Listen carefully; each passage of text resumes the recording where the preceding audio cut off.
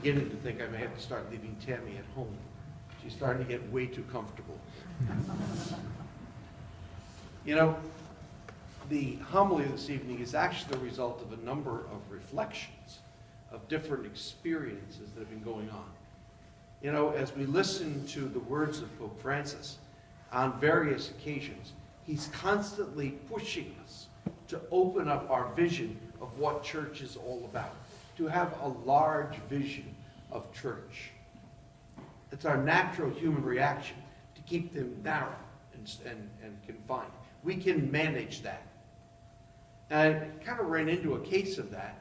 Recently I was back east with my family and was talking with one of my nieces about the baptism of her child. And they were running into a problem. My niece isn't married, but has a child. And, you know, they wanted to have the baby baptized. And the church, the parish, the Catholic parish where my family's been associated for a long time, the associate that was there, the woman that was in charge, said, well, we can work on this, sure. You know, let's get you married first, and let's, you know, go through the RCIA. And after you've been through the RCIA and we've gotten your marriage straightened out, well, then we'd be happy to put you through baptismal preparation for your child. We're talking about a 2, maybe 3-year process. Obviously, my niece did not go back. Went to the other parish, the parish I actually grew up in as a kid, and they welcomed her and said, yeah, come on, let's talk about this and let's get your child baptized. She's going to start going there every week. You know, we sometimes have such a controlling vision of church. You know, that everyone is welcome, so long as you follow my rules. Everyone is welcome, so long as you're innocent, rule-abiding, perfect, and do everything that we want you to do. And by the way, don't forget your envelopes. You know, because they did start to send her envelopes. All of those things, you know. It's really kind of interesting because we have in the first reading, this reading from Isaiah, which talks about a vision that Isaiah was very fond of, the Messianic age, the end of all time, when the Lord will return to establish his lordship over all nations. And he says, and the nations will stream to you, Zion. The nations will come to you, Jerusalem. Everybody will be here from the east and the west, the north and the south. And they'll all be here. And the Lord shall reign over all. And we hear it again in the gospel. But in the gospel, Jesus adds a caveat. He says, yeah, we're open for everybody. The kingdom is for everyone. No one is excluded except those who choose to be. My grandmother was always very fond of saying, you know, when we die, we're going to be stunned at the people that are in heaven. We never thought they'd get here. And so that was her way of reminding us that we shouldn't joke, we shouldn't judge. But isn't it true? We decide in our minds who is good enough for God, who is good enough to be in our church, who is good enough to sit in our pews or whatever it might be. And we're going to begin to hear now as we approach the end of the church year. That's why I made the announcement I made at the beginning.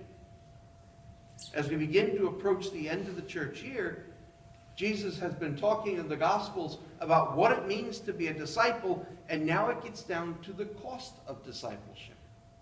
And so there's a balancing act that the church has to do.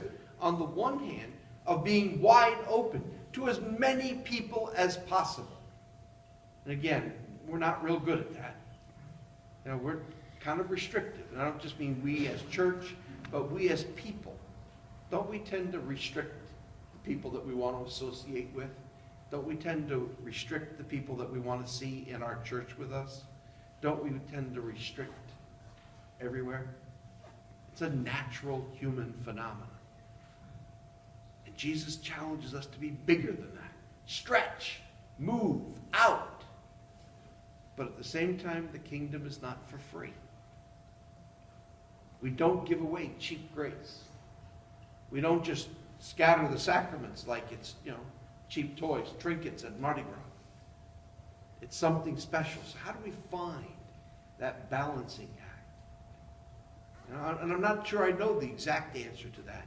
I think it's something that we constantly have to be wrestling with.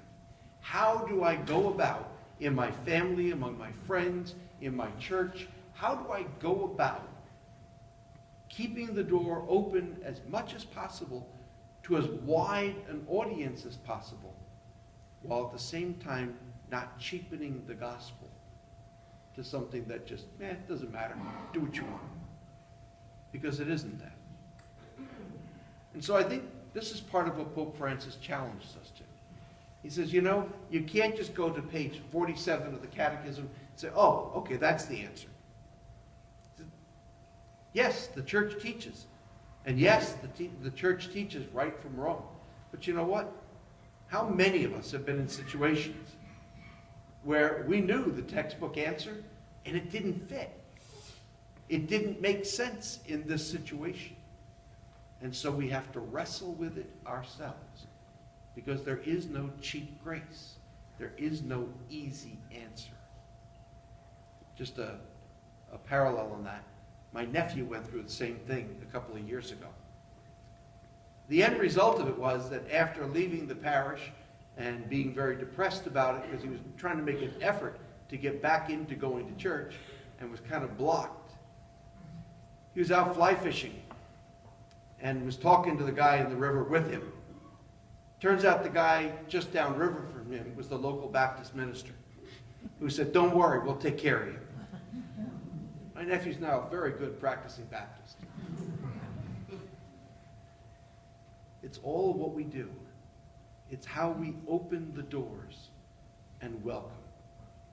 It's how we help people to know that they're valued and appreciated for who they are, who we are, not just for what we're going to make them.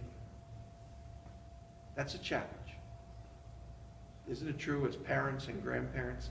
We all want to fix our kids and our grandchildren. And us that are grandchildren, we want to fix our parents and grandparents. We all want them to do it the right way. And of course, we know what the right way is. Rather than believing that God will love them enough to walk with them, to guide them, to nurture them, and to strengthen them.